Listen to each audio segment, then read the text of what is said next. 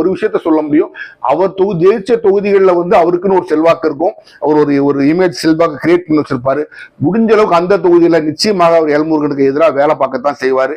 அது ஜெயிக்கிற அளவுக்கு இருக்குமா அப்படிங்கிறது நமக்கு தெரியாது. நிச்சயமாக அவர் எதிராக வேலை பார்க்கத்தான் செய்வாரு. பிஜேபி இன்னும் கேண்டிடேட் அனௌன்ஸ் பண்ணலன்னா அதற்கு ஒரே காரணம் திருவாளர் அண்ணாமலை அவர்கள் தான். அவர் இன்னைக்கு தான் கேரளால இருந்து வர்றான்னு சொல்றாங்க. பியூஷ் கோயல் வந்துட்டாரு, ஆனால் இன்னும் கேண்டிடேட் அனௌன்ஸ் பண்ணவில்லை அப்படிங்கிறது. நாமினேஷன் ஃபைல் பண்ண 30ஆம் தேதி தொடங்கிருச்சு, இன்னும் அனௌன்ஸ் பண்ணலங்கிறது கொஞ்சம் பிஜேபியோட இயற்கையான அந்த நடைமுறைகளுக்கு விரோதமான ஒரு செயலா தான் இருக்கு. ஒரு சிலிண்டரை வாங்கி வைக்கிற உரிமை கூட மாநில அரசு கிடையாது.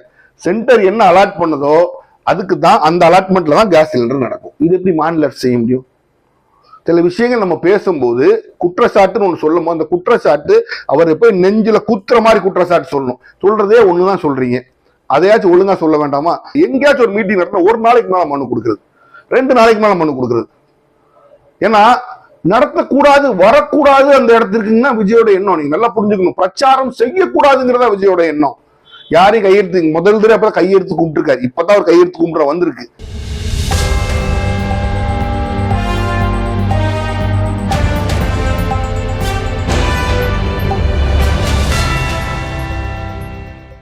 ஹலோ ஃப்ரெண்ட்ஸ், வெல்கம் டு உண்மையும் பொய்மையும். நம்ம சேனலை தொடர்ந்து பார்க்கணுன்னா நம்ம சேனலை சப்ஸ்கிரைப் பண்ணி பெல் பட்டனை ப்ரெஸ் பண்ணிக்கோங்க. தேர்தலில் எல்லா கட்சிகளும் எத்தனை வாக்குறுதிகளை கொடுத்தாலும் நம்ம 2 கட்சிகளை மட்டும்தான் அவங்க முன்னாடி என்ன செஞ்சிருக்காங்கிறத வச்சு யாட் ஸ்டிக்னு சொல்லுவாங்க, அளவுகோலை வச்சு நம்ம பார்க்க முடியும்.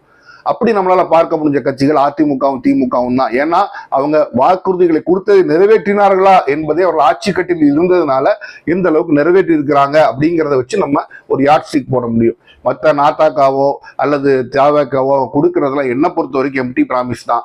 ஏன்னா அவங்க இதுவரைக்கும் ஆட்சிக்கு வரவில்லை, அதனால அவங்க கொடுக்கறதெல்லாம் எந்த அளவுக்கு நம்ப முடியும், நம்பகத்தன்மையை நாம் அளவுகோல் வைத்து பார்க்க முடியாது. ஆனா அதே சமயத்துல திமுகவும் அதிமுகவும் அவங்க என்ன வாக்குறுதிகள் கொடுத்திருக்காங்க, இதுவரை கொடுத்த வாக்குறுதிகள் நிறைவேற்றி இருக்கிறார்களா அப்படிங்கிறத நம்ம ஓரளவு அனலைஸ் பண்ணி அவங்க 2 கட்சிகளையும் என்ன பண்ணியிருக்காங்கிறத நம்ம ஒப்பிட்டு பார்க்க முடியும். அது இந்த மற்ற கட்சிகள் கிடையாது. அந்த ஒரு அட்வான்டேஜ் திமுகவும் அதிமுகவும் உண்டு. அதே ஒரு அட்வான்டேஜை எப்படி தாவேக்காவும் நாத்தாக்காவும் பயன்படுத்துவாங்கன்னா, என்னத்தினாலும் நாங்க சொல்லலாம், நான் என்னத்தை சொன்னாலும் நான் தான் ஆட்சிக்கு வர போறதே, வந்தா பாத்துக்கலாம் அப்படிங்கிற ஒரு ஆட்டிடியூட் அவங்களுக்கு இருக்கும். பொறுப்பற்ற தன்மைன்னு கூட நான் சில சமயம் சொல்லுவேன். ஆனால் திமுகவும் அதிமுகவும் அவர்கள் சொல்வதை ஒருவேளை நம்ம ஆட்சிக்கு வந்தா நிறைவேற்ற வேண்டி இருக்கும் அப்படிங்கிற ஒரு கட்டாயத்தில் இருக்குனால அவங்க கரெக்டா சொல்லுவாங்க. அதனால நிறைவேற்றவில்லை என்றால் கேட்கக்கூடிய பொசிஷன்லயும் அவங்க தான் இருப்பாங்க, தவிர இவங்க 2 பேரும் கிடையாது. அதனால நம்ம சில விஷயங்களை ஓட்டு போடும்போது மற்றவங்க எல்லாம் இதெல்லாம் சொல்றாங்க, இதெல்லாம் செய்ய முடியுமா அப்படிங்கிறதும் பார்க்க வேண்டிய கடமையில இருக்கிறோம். உதாரணத்துக்கு எடுத்துக்கிட்டீங்கன்னா, இப்ப சில விஷயங்கள்ல வந்து நான் தாவேக்காவை பத்தி நான் சொல்லணும் அப்படின்னு நினைக்கிறேன். இந்த இடத்துல தமிழகத்துல வந்து எல்லாரும் ஒரு வகை என்ன பேசுறாங்கன்னா, ஒன்னு ப்ரொஹிபிஷன் மது விலக்கு அப்படின்னு சொல்லுவாங்க. நான் இந்த இடத்துல ஒரு முக்கியமான விஷயம் சொல்லணும்னு நினைக்கிறேன். 2011 தமிழகத்துல கிட்டத்தட்ட எல்லா கட்சிகளுமே நான் மது விலக்கு கொண்டு வருவேன்னு சொன்னாங்க. அதாவது முதல் கையெழுத்து மது விலக்கு நான் போடுவேன்னு சொல்லி கலைஞர் சொன்னாரு. கலைஞரோ ஜெயலலிதா நீங்க ஒரு விஷயத்தை நீங்க ஒத்துக்கணும், அவங்க முதல் கையெழுத்து போடுவேன்னு சொன்னா அதை கண்டிப்பா அவங்க கையெழுத்து போடுவாங்க.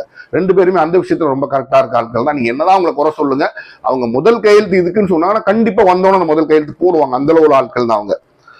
ஐயா ராமதாஸ் ஆகட்டும், எல்லா கட்சிகளுமே மதுவிலக்கு அப்படிங்கிற அந்த ஒரு விஷயத்துல பாயிண்ட்ல ஒருங்கிணைந்து நின்ற நேரத்துல ஜெயலலிதா அம்மையோட அதிமுக மட்டும்தான் படிப்படியாக குறைப்போம் சொன்னவங்க. ஆனா அவங்க தான் ஆட்சிக்கு வந்தாங்க.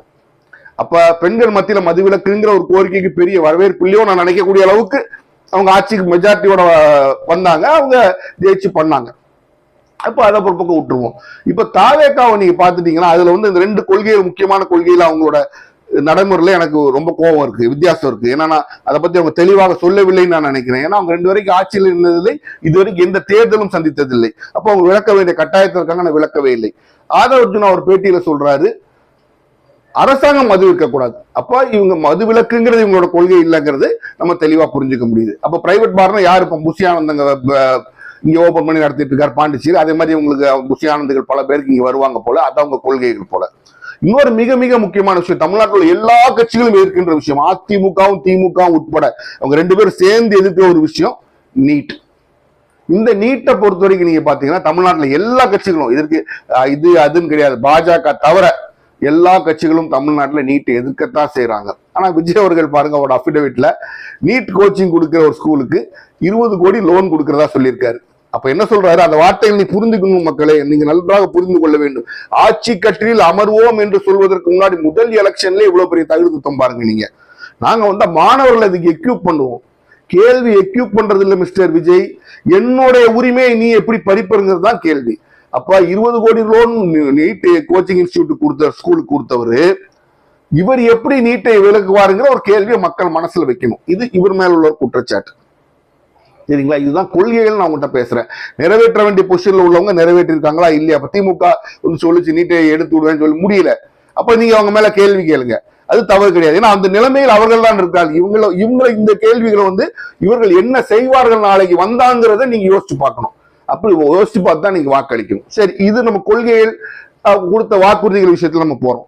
நேரா இப்ப எலெக்ஷனுக்குள்ள போனோம்னா, இப்ப திமுக தலைவர் ஸ்டாலின் இப்பதான் அவர் பிரச்சாரத்துக்கு வர. நீங்க புரிஞ்சுக்கங்க, இது வரைக்கும் 2ஆம் கட்ட தலைவர்கள் பிரச்சாரம் அப்படி இப்படின்னு ஒருத்தர் குறை சொல்லிட்டு ஸ்டாலினோட பிரச்சாரத்துல பாருங்க, உங்களுக்கு பிடிக்கவே பிடிக்கல, ஒரு கிளாஸ் இருக்கு.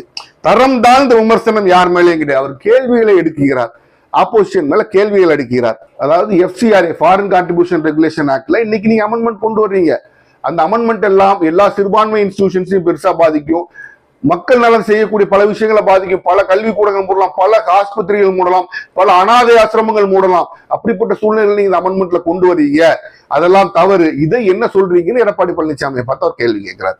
இது ஒரு கொள்கை ரீதியான ஒரு நடைமுறை ரீதியான ஒரு கேள்வி. அப்புறம் CAA எல்லாம் நீங்க ஆதரிச்சீங்க அப்படிங்கறது ஒரு விஷயத்த அவர் சொல்றாரு. இப்படி ஸ்டாலினோட தாக்குதல் எல்லாம் பாத்தீங்கன்னா ஒரு நபர்கிட்ட நீங்க இதுக்கு என்ன விளக்கம் சொல்லுங்கன்னு கேட்கிறார். PM மோடியை பார்த்து ஒரு கேள்வி கேட்கறது நானே கேட்கணும்னு நினைச்சு ஒரு அருமையான கேள்வி கேட்டிருக்காரு. PM மோடி ஒவ்வொரு ஸ்டேட் எலெக்ஷன் இதுவரைக்கும் இந்திய பிரதமர்கள் யாரும் புரிஞ்சுக்கங்க, தரம் தாழ்ந்து மீன்ஸ் ஒரு ஸ்டேட்டை வந்து உயர்த்தி ஒரு ஸ்டேட்டை தாழ்த்தி பேச மாட்டாங்க. அப்படி ஒரு விஷயத்தில் இறங்கிறவர் வந்து இந்த ஃபர்ஸ்ட் டைமா பண்றவர் நம்மளோட இந்த பிரதமர் மோடி மட்டும்தான் அவர் பண்றாரு. யோசிச்சு பாருங்க, பீகார் எலெக்ஷன்ல போய் என்ன சொல்றாரு, பீகாரிகளும் தமிழ்நாட்டுல வந்து சேஃப் கிடையாது, அவங்க வந்து அங்க அடிபடுறாங்க, அவங்களை அடிக்கிறாங்க அப்படின்னு அங்க போய் பேசுறாரு. ஒடிசால போய் என்ன பேசுறாரு, ஒடிசால வந்து பிஜு ஜனதா தள் ஒரு கட்சி ஆட்சியில இருந்துச்சு, இப்ப பிஜேபி இருக்கு.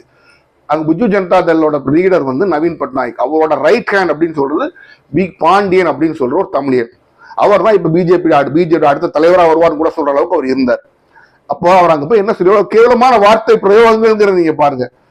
பூரியில வந்து ஜெகநாத் டெம்பிள்னு ஒண்ணு இருக்கு, அது திருப்பதி டெம்பிளுக்கு அப்புறம் இந்தியாலேயே பெரிய டெம்பிள்னு பாத்தீங்கன்னா கிட்டத்தட்ட பூரி ஜெகநாத் டெம்பிள் தான்.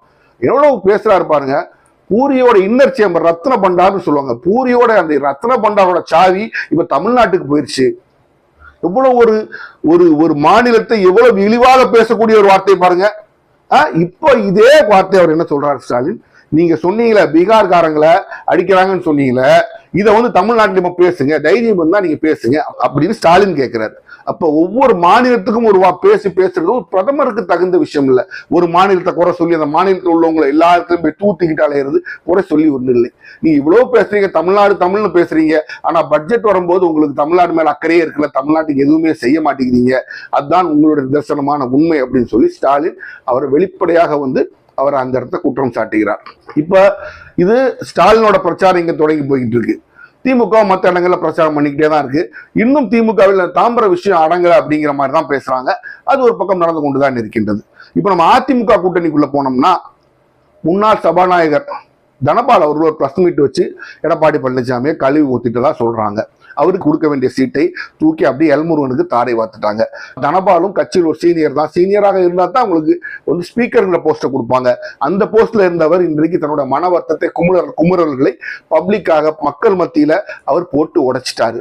இது எந்த அளவுக்கு பாதிக்கும் கொங்கு மண்டலத்துல அப்படிங்கிறது தெரியாது. ஆனா ஒரு விஷயத்த சொல்ல முடியும், அவர் ஜெயிச்ச தொகுதிகளில் வந்து அவருக்குன்னு ஒரு செல்வாக்கு இருக்கும், அவர் ஒரு இமேஜ் செல்வாக்கு கிரியேட் பண்ணி வச்சிருப்பாரு. முடிஞ்ச அளவுக்கு அந்த தொகுதியில நிச்சயமாக அவர் எல்முருகனுக்கு எதிராக வேலை பார்க்கத்தான் செய்வாரு. அது ஜெயிக்கிற அளவுக்கு இருக்குமா அப்படிங்கிறது நமக்கு தெரியாது, நிச்சயமாக அவர் எதிராக வேலை பார்க்கத்தான் செய்வாரு. அதனால அந்த தொகுதியில திமுகக்கு தனபாலோட இந்த போர்க்கொடி ஒரு சின்ன ஒரு ஆதரவு விஷயமாகத்தான் இருக்கும். அது அவர் சந்தோஷமா ஏத்துக்கத்தான் செய்வாங்க. அதே மாதிரி எடப்பாடி பழனிசாமி பேசும்போது உதவி ஆய்வாளர் தேர்வுல ஊழல் நடந்திருக்கு, அதனால பாருங்க ADGP அலுவலகத்துல போய் தீ வச்சுட்டாங்க இப்படின்லாம் அவர் சில அலிகேஷன்ஸ் அவர் சொல்றாரு. சொல்லிட்டு விவசாயிகளுக்காக நாங்க 22 நாள் நாங்க பாராளுமன்றத்தையே முடக்கணும், எங்களையா ஆன்டி விவசாயின்னு நீங்க சொல்றீங்கன்னு அவர் பக்கம் டிஃபெண்ட் பண்றாரு. அப்புறம் பெண்களுக்காக பாதுகாப்பு இல்லை, கஞ்சா புழக்கம் அதிகம்னு வழக்கம் போல உள்ள குற்றச்சாட்டுகளை அவர் சொல்கிறார். இப்போ இன்றைக்கு இன்னொரு முக்கியமான நிகழ்வு நடக்குது. PM மோடி வழக்கம் போல சென்னைக்கு வந்துட்டு பாண்டிச்சேரிக்கு போறாரு. பாண்டிச்சேரிக்கு போறவர் இன்றும் இங்க என்ன ஒரு மைனஸ், இன்றைக்கு பாண்டிச்சேரி மீட்டிங்கை முடிச்சுட்டு எல்லாம் வருவாரு, நாளைக்கே சென்னைக்கு வர்ற மாதிரி பேசிக்கிறாங்க. ஆனால் இன்று வரை பாஜகவுடைய அந்த ஃபைனல் லிஸ்ட், கேண்டிடேட் லிஸ்ட் தயாராகவில்லை. இட் இஸ் வெரி அன்லைக் பிஜேபின்னு சொல்லுவோம். பிஜேபி பொதுவாக இப்படி செய்யாது. எந்த ஒரு விஷயத்துலையும் ப்ராம்ப்டா இருக்கும். அவங்க அதுக்கு முன்னாடியே ஒரு 4 மாசம் 5 மாசத்துக்கு முன்னாடி அவங்க கையில கேண்டிடேட் லிஸ்ட் இருக்கும். அந்த மாதிரி அவங்க ஒர்க் பண்ற ஒரு கட்சி. ஏன்னா ஆர்எஸ்எஸ் பேஸ்ட் கட்சி. மற்ற எல்லா கட்சிகளுக்கும் இல்லாத ஒரு பெனிஃபிட் பிஜேபி உண்டு. என்னன்னா, பிஜேபியை பொறுத்த வரைக்கும் புரிஞ்சுங்க, எல்லாரும் நீங்க அவங்க கட்சியில இருந்து ஒரு கேண்டிடேட் லிஸ்ட் எடுப்பாங்க, வெளியே ஒரு பிரைவேட் ஏஜென்சி வச்சு ஒரு கேண்டிடேட் லிஸ்ட் எடுப்பாங்க. பிஜேபியை பொறுத்த வரைக்கும் அப்படி இல்லை. ஆர்எஸ்எஸ் இதுக்கு முன்னாடி ஒரு கேண்டிடேட் லிஸ்ட் எடுத்து அவங்க கையில கொடுத்துருப்போம், அவங்க அதுக்கப்புறம் ஒரு கேண்டிடேட் வைப்பாங்க. இது ஆர்எஸ்எஸ் கொடுக்குற கேண்டிடேட் லிஸ்ட் ஒரு இண்டிபெண்டன்ட் பாடி நீங்க எடுத்துக்கலாம். அப்ப அதுக்கு வெயிட்டேஜ் ஜாஸ்தி கொடுப்பாங்க. அப்போ இவ்வளவு வசதிகள் இருந்தும் பிஜேபி இன்னும் கேண்டிடேட் அனௌன்ஸ் பண்ணலன்னா அதற்கு ஒரே காரணம் திருவாளர் அண்ணாமலை அவர்கள் தான். அவர் இன்னைக்கு தான் கேரளால இருந்து வர்றான்னு சொல்றாங்க. பியூஷ் கோயல் வந்துட்டாரு, ஆனால் இன்னும் கேண்டிடேட் அனௌன்ஸ் பண்ணவில்லை. அப்படிங்கிறது நாமினேஷன் ஃபைல் பண்ண 30ஆம் தேதி தொடங்கிருச்சு, இன்னும் அனௌன்ஸ் பண்ணலங்கிறது கொஞ்சம் பிஜேபியோட இயற்கையான அந்த நடைமுறைகளுக்கு விரோதமான ஒரு செயலா தான் இருக்கு. பொறுத்திருந்து பார்ப்போம் என்ன செய்ய போறாங்கன்னு. குறிப்பா கோவை வடக்க அண்ணாமலை அவர்கள் கொடுக்குறாங்களா இல்லையா அப்படிங்கிறத பொறுத்திருந்து தான் பார்க்கணும். அது ஒரு இன்ட்ரெஸ்டிங்கான ஒரு விஷயம். அப்போ இந்த சூழ்நிலைகள் தான் அங்க பிஜேபி போய்கிட்டு இருக்கு. மற்ற எல்லா சின்ன கட்சிகளுமே அவங்க வேலைகளை பார்த்து அவங்க காரியங்களை செஞ்சுக்கிட்டு தான் இருக்காங்க. அவங்களுக்கு பெரிய லெவல் அவங்களோட பிரச்சாரங்கள் வெளியில வருவதும் இல்லை, அதுக்கு தேவையும் இல்லை. அதிமுக கூட்டணி பொறுத்த வரைக்கும் அதிமுகவும் பாஜக மட்டும்தான் பெரிய கட்சி. அப்புறம் பாமக அன்புமணி ராமதாஸ் இருக்கிறாரு.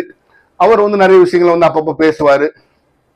பேசிவிட்டு டபுள் இன்ஜின் க்ரோத்னு பேசிட்டு தப்பா டபுள் இன்ஜின் க்ரோத்னு பேசிட்டு போவாரு. ஆனால் அவர் நம்ம ஒரு விஷயங்கள் சொல்லணும், ஒரு யங் டைனாமிக் லீடர் அவர் காலத்துல இருந்தாரு. இன்றைக்கு அவருக்கும் அவர் தகப்பனுக்கு உள்ள பிரச்சனைகளை சமாளிக்கிறதுல அவரோட நேரம் போயிருது. அப்போ திமுக எடுத்தீங்கன்னா திமுக, காங்கிரஸ், விடுதலை சிறுத்தைகள் இப்படி பெரிய கட்சி, 2 கம்யூனிஸ்டுகள்னு களம் கண்ட அதே சமயத்துல பழுத்த அரசியல் கட்சிகள் அங்க இருக்குது. திமுக அதனால இன்னும் பிரச்சாரங்களை எடுத்து விரிவுபடுத்தி செல்லக்கூடிய கூட்டணியில் கட்சிகள், பெரிய கட்சிகள் கொஞ்சம் இருக்கத்தான் செய்யுது. இப்ப 2 பேருமே தங்களுடைய பிரச்சாரத்துல இறங்கி பிரச்சாரத்தை முன்னெடுத்து கொண்டு சென்று கொண்டிருக்கிறார்கள். இப்போ அடுத்து நம்ம பார்க்கணும்னா தாவேகா அப்படின்னு நம்ம பார்த்துதான் ஆகணும். வேற வழியே இல்லை. உங்களுக்கு பிடிக்கலையோ. தாவேகாவை பொறுத்த வரைக்கும் நம்ம எடுத்துட்டோம் அப்படின்னா, நேத்து விஜய் திருச்சியில போய் தன்னோட நாமினேஷன் அவர் ஃபைல் பண்றாரு. அதாவது வேட்புமனு தாக்கல் செய்யறாரு. தாக்கல் செய்யற வேலை கூட்டத்தை நிப்பாட்டி அவர் பேசுறாரு. பேசும்போது கேஸ் தட்டுப்பாடு உங்களுக்கு எல்லாம் ரொம்ப இருக்கா, பிரச்சனை இருக்கா, அதுக்கு அவங்க நினைச்சா செஞ்சிருக்கலாம், அவங்களும் செய்யல. இவங்க நினைச்சா செஞ்சிருக்கலாம், இவங்களும் செய்யல. எப்படி இவங்க நினைச்சா செய்ய முடியாது? ஸ்டாலின் எப்படி ஸ்டாலின் நினைச்சா செய்ய முடியும்? முன்னேற்பாடா யோசிச்சிருக்கணுமா? எப்படி கேஸ் ஒரு சிலிண்டர் ப்ரொடியூஸ் பண்ற உரிமை கூட மாநில அரசுக்கு கிடையாது. ஒரு சிலிண்டரை வாங்கி வைக்கிற உரிமை கூட மாநில அரசுக்கு கிடையாது. சென்டர் என்ன அலாட் பண்ணதோ அதுக்கு தான், அந்த அலாட்மெண்ட்ல தான் கேஸ் சிலிண்டர் நடக்கும். இது எப்படி மாநில அரசு செய்ய முடியும்? சில விஷயங்கள் நம்ம பேசும்போது குற்றச்சாட்டுன்னு ஒண்ணு சொல்லும் போது அந்த குற்றச்சாட்டு அவர் போய் நெஞ்சில குத்துற மாதிரி குற்றச்சாட்டு சொல்லணும். சொல்றதே ஒண்ணுதான் சொல்றீங்க, அதையாச்சும் ஒழுங்கா சொல்ல வேண்டாமா? அப்ப மாநில அரசு எப்படி கேஸை ஸ்டோர் பண்ணி வைக்க முடியும்? அதாவது ஒருத்தருக்கு நீங்க இங்க இருந்து ஒரு கேஸ் ஏஜென்சி இருக்குன்னா அது தனக்கு எவ்வளவு தேவையோ அந்த சப்ளை அவங்க எழுதி அனுப்புவாங்க. அது மேல போய் அந்த சப்ளைக்கு அவங்க அந்த டிமாண்ட் எவ்வளவு வேணுமோ அதை சொல்லுவாங்க. அந்த டிமாண்டுக்கு அவங்க சப்ளை பண்ணுவாங்க. இதுதான் நடக்கும். நீ ஸ்டோர் பண்ணி வச்சுக்க லட்சக்கணக்கான சிலிண்டர் அவங்க கொடுக்க மாட்டாங்க. ஏன்னா கொடுக்கறதுக்கு அங்க மத்திட்டு இருக்காது. அப்ப மத்திய அரசு என்ன பண்ணுவாங்கன்னா மத்திய அரசு வாங்கி அந்த சிலிண்டரை அவங்க ஒவ்வொருத்தருக்கும் அது எவ்வளவு தேவையோ எவ்வளவு டிமாண்ட் வருதோ அதுக்கேற்ற மாதிரி டிஸ்ட்ரிபியூட் பண்ணி அனுப்புவோம். ஒவ்வொரு ஸ்டேட்டுக்கும் அனுப்புவோம். அங்க இருந்து டிஸ்ட்ரிக்ட் பிரிச்சு அவங்க அந்த எண்ணெய் நிறுவனங்கள் அனுப்பிடுவாங்க. இதுல ஸ்டோர் பண்ணி வைக்க வேண்டிய உரிமை யாருக்குன்னா, ஒருவேளை மத்திய அரசு வைக்கலாம், பெட்ரோகெமிக்கல் கம்பெனிஸ் சொல்றோம், அந்த எண்ணெய் நிறுவனங்கள் அவங்க கொஞ்சம் ஸ்டோர் பண்ணி வைக்கலாம். மாநில அரசுக்கு ஸ்டோர் பண்ணி வைக்கிற உரிமை கிடையாது. ஏன்னா அது ஸ்டோர் பண்ணி வச்சுன்னா ஹோர்டிங் ஆயிரும், அது பதுக்கல் ஆயிரும். புரியுதுங்களா? அதனால மாநில அரசு பண்ண முடியாது, மத்திய அரசு தான் பண்ணும். சரி, இந்த விஷயத்த அவர் பேசிட்டு விட்டுட்டு போயிட்டாரு.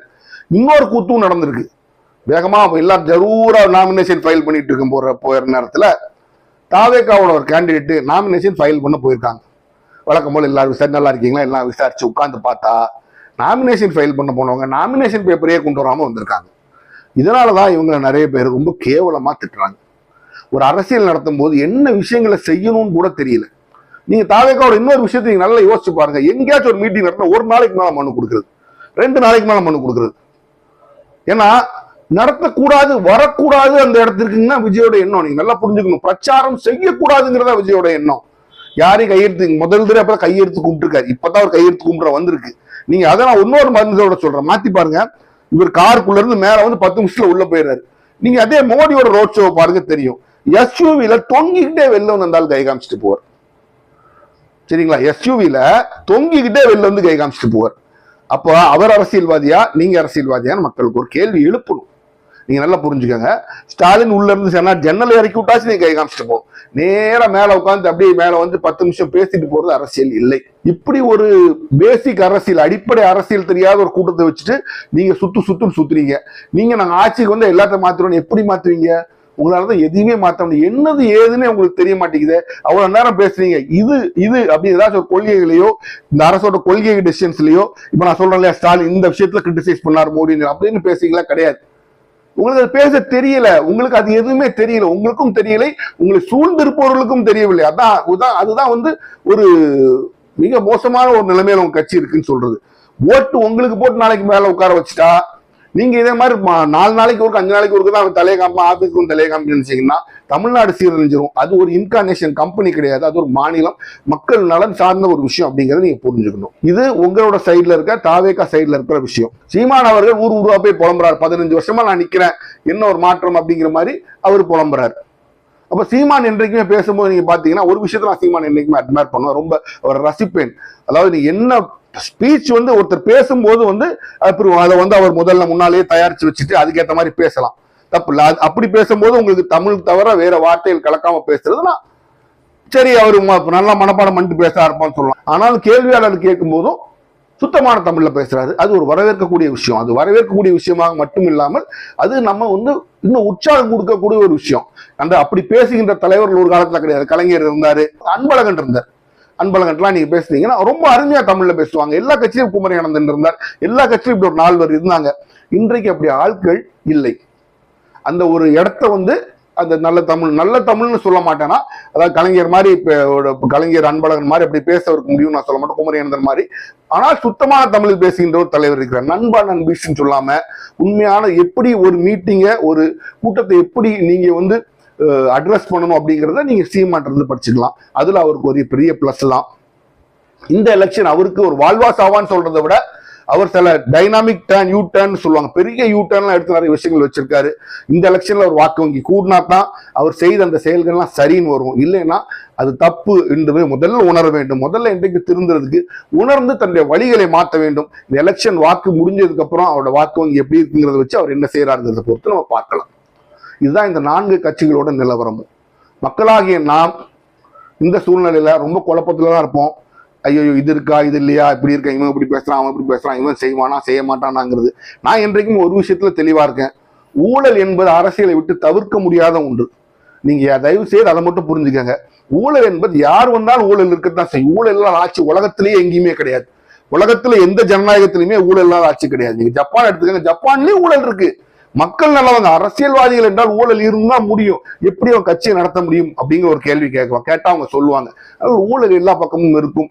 உங்கள் கொள்கைகளை உங்களை மதிக்க வேணும், அதே சமயத்துல மக்களை மதிக்கணும். மக்களுக்குள்ள காரியங்கள்ல வந்து எடுத்து செய்யணும், எதை ப்ரையாரிட்டைஸ் பண்ணணும், எதை முன்னிலைப்படுத்தணும், எதை முன்னிலைப்படுத்தக்கூடாதுன்னு தெரியணும். மக்களுக்கு தேவையில்லாத விஷயத்த முன்னிலைப்படுத்தி அதுல பணம் அவங்க செலவழிக்க கூடாது. மக்களுக்கு எது தேவையோ அதை முன்னிலைப்படுத்தி அதுல செலவழிக்கணும். மக்களுக்கு அதுல இருந்து கொஞ்சம் பெனிஃபிட் வந்து சேரணும். இதுதான் நிதர்சனமான உண்மை. மக்கள் இதை புரிந்து கொள்ள வேண்டும். ஊழல் இல்லாத சமுதாயம் உங்களால் மட்டுமில்ல, என்னால் மட்டுமில்ல, யாராலையும் அந்த ஒரு சமுதாயத்தை கட்டமைக்க முடியாதுங்கிறது தான் நிதர்சனமான உண்மை. இப்ப விஜய் அவர்கள் பேசுறாரு, அந்த ஊரில்லாத சமுதாயத்தை நான் கட்டமைப்பேன்னு பேசுறாரு. அது நடக்கக்கூடிய காரியமா? நிச்சயமா நடக்கக்கூடிய. அவரே 1000 ஊழல் பண்றாரு. 100 ரூபா டிக்கெட் அவங்க 3000 ரூபா டிக்கெட் வித்துட்டார். அவங்க வந்து சினிமால எவ்வளவு பெரிய ஆளா இருக்கிறாரு, இல்லைன்னா அவர் பெரிய ஆளா இருக்க முடியாது. அப்ப ஊழல்ங்கிறது அவங்க தொடங்குறதுக்கு முன்னாடி அந்த கட்சியில இருக்கத்தான் செய்யுது. அதாவது நீங்க என்னைக்கு முதல்ல புரிஞ்சுக்கணும், ஆளுமை ஒரு மாநிலத்தை ஆளுவதற்கு அந்த மாநிலத்தை ஆளக்கூடிய திறமை இருக்கணும். இப்ப அதிமுக திமுக அது ஒரு மிகப்பெரிய பிளஸ். அவங்க ஆண்டிருக்காங்க, 60 வருஷம் ஆண்டிருக்காங்கும் போது அவங்க எங்களுக்கு ஆள தெரியுங்கிற ஒரு பெரிய பிளஸ் அவங்க 2 பேருக்குமே இருக்கு. இவங்க 2 பேருக்குமே நாத்தாக்காங்க தாவேக்கா கிடையாது. அது நீங்க ஒரு பெரிய பிளஸ்ஸாகத்தான் நீங்க எடுத்தாகணும். 2வது விஷயம், எதை முன்னிலைப்படுத்த வேண்டும்ங்கிறத தெரியணும். தாவேக்கா என்ன பொறுத்த வரைக்கும் அது தாவேக்காவும் சரி நாத்தாக்காவும் சரி, அவங்க எதை முன்னிலைப்படுத்துகிறார்களோ அது சமுதாயத்தை இன்னும் அதாவது பின்தங்கி நான் சொல்றேன்னா வளர்ச்சியை இன்னும் பின்னால தள்ளிட்டு போகக்கூடிய விஷயங்கள் தான் அவங்க முன்னிறுத்துறாங்க. கொஞ்சம் யோசித்து செயல்படுங்க நான் சொல்றது. மக்களை முன்னேற்றவும் மக்கள் முன்னேற்றத்திற்கான செயல்பாடுகளை வழிவகுக்கின்ற கட்சிகளுக்குமே வாக்களியுங்கள். இதுதான் என்னுடைய வேண்டுகோள். மீண்டும் சந்திப்போம்.